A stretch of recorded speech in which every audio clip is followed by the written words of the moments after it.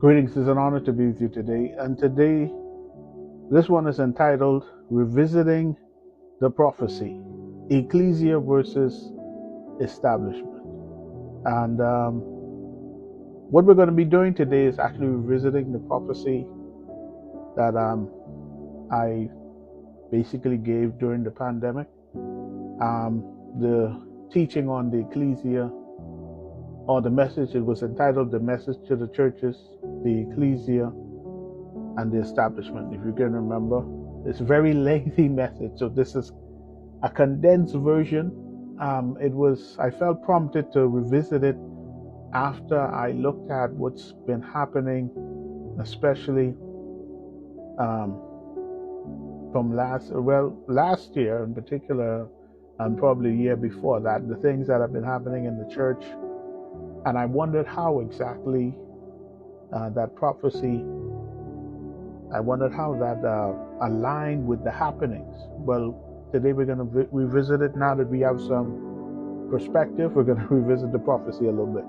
Isaiah 6 and verse 1 says, "In the year that King Uzziah died, I saw also the Lord sitting upon a throne, high and lifted up, and his train filled the temple."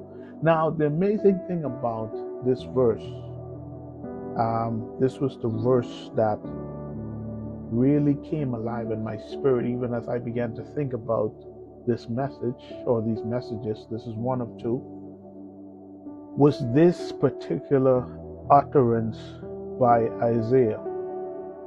Let's examine it. He says, "In the year that King Uzziah died, I also saw the Lord, I saw also the Lord sitting upon the throne, high and lifted up, and his train filled the temple." So it's telling us something. It's painting a picture here.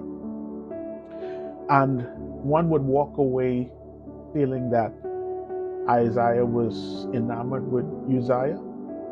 It had to be, because obviously he was seeing the King Uzziah, and the Lord simultaneously. And I believe that Isaiah's, how can I put this? I believe that his loyalty was somewhat divided, if I can say that. And I believe that Uzziah was an obstruction, just by the way this verse is written. It's obvious that Uzziah was messing with Isaiah's view, or his vantage point with God. He couldn't see God clearly. And that's a problem when our leaders, any man or woman of God, or anybody for that fact, obstructs our view of God. And I believe that this has been an issue in the church of God. Men and women of God have become obstructions.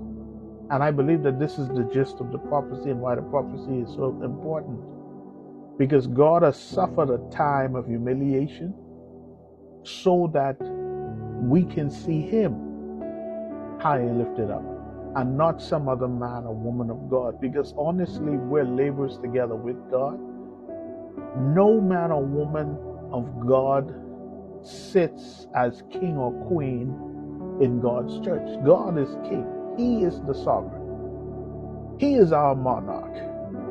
Nobody else. He doesn't share his glory with anybody else. So in our own understanding and from our perspectives, if you really would check out your relationships, a lot of our relationships have allowed men and women of God to ascend, and men and women on the whole period, to ascend the throne of God, and they are our idols.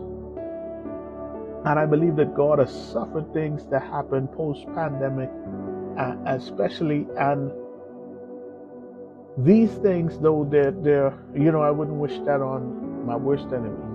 I wouldn't wish any of these things, the exposure, the humiliation. I wouldn't wish that. I wouldn't pray for that for anybody. But I believe there's a purpose behind it. The glory belongs to God and to God alone. And he's going to suffer some things to happen so that the focus can be back on him and his bride again. I believe it so much. So let's look at some things. The ecclesia versus the establishment. There are some things that have happened in the establishment, which we know is the fellowship, that are alien to the standards and the righteousness of God. And they've prevailed, and thereby causing men and women to be prompted. Let me stop saying men and women of God, but men and women to be prompted to high places where we cannot see them for who they are, which is human beings. Now we have to affirm after the fact that this is not an alien, this is a human being. When the truth is, we've all been human beings, but we've worshipped them like gods. So God has had to cause them to come back down so we can see them for who they are, human beings. All right, so let's look at the difference between some of these things. For example, the ecclesia ascribes to free will giving. The establishment promotes tithing and compulsory giving. These are two things that you've got to pay attention to in distinguishing God and man. Is distinguishing ecclesia, establishment, distinguishing anointing and appointing. There are some things and there are some appointments that are necessary. Don't get me wrong. Tithing is one of them I don't have a big issue with until it becomes law and a way of abuse. All right? But if you check the Old Testament writings, you'll see what God intended, free will giving. And Jesus stamped that. Next, the ecclesia believes in accountability in the church's finances, namely income and expenditure. The establishment doesn't believe in sharing the church's financial situation, and quite frankly doesn't believe it's the parishioner's business. These things that stand against stewardship are things we have to have a problem with, because God is gonna require answers at our hand. We are stewards in the earth. So we've got to be able to give an account of our stewardship. If you have people telling you it's not your business, that doesn't concern you, but it's something that God has put in your care, there's something wrong with that. That's not God. The ecclesia views gifts and calling, as a sole means of edifying the body. The establishment views certain positions as a means of assert dominance and control. For example, thank God for pastors, thank God for apostles, bishops, prophets. Normally, we ascribe to these positions solo leadership. And I believe that that's problematic, because the church does not belong to any one woman or man of God. The church belongs to God. And if you look at how the apostles operated, they were a coalition. Yes, you had apostles that were elder statesmen, but generally they were a coalition. That's why Paul was able to rebuke Peter. And Paul was a second generation apostle. Now, come on, I know I'm teaching good. All right? The ecclesia is more concerned about building people. The establishment is more concerned about height or building steeples. Let me repeat that. The ecclesia is more concerned about building people. The establishment is more concerned about building steeples. And this is a problem. God didn't come to